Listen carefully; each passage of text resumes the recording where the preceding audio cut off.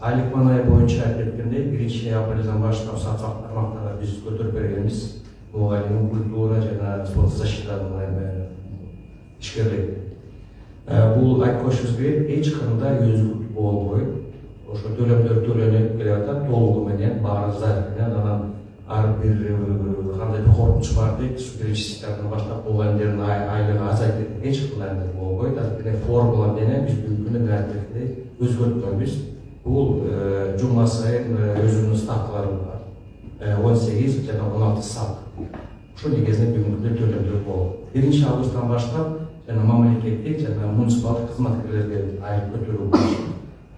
Бул категорияга 1-августтан баштап жалпысынан 7-8 миллиард сом биз ошо планлаштырдык. Жана кошумча кетейин, 1-октябрдан баштап пенсия да көтөрүлөт.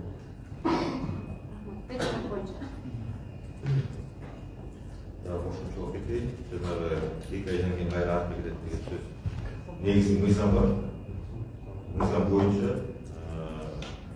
ошо айлыктын айырмалык шарттары не ухудшение уровня заработной платы, ошол боюнча мыйзам бар, не ухудшение. Ошол үчүн эч кандай артка кете турган токтоолдор же кандай кабылдоо мыйзам жол бербейт.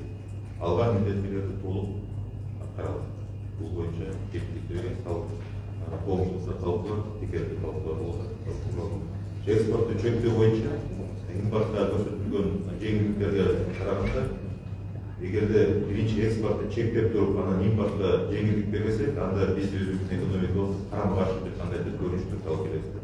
Анткени поштасы жок келген товарлар экспортто да поштасы жок чыгып келсе, бирөөнүн экономикасын субсидия кылышка биздин алымыз жок.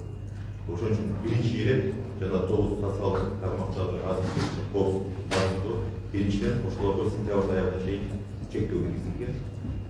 Ошол сентябрда чектөө менен импортко да жеңилдиктер берилген. Эгерде азыр абал токтоштура алса, анда бул чектөөлөр жыл аягына чейин узартылат. Токтом даяр, министрликтер менен макташып, кабинет министрлиги киргизген. Эгерде сентябрдын аягына чейин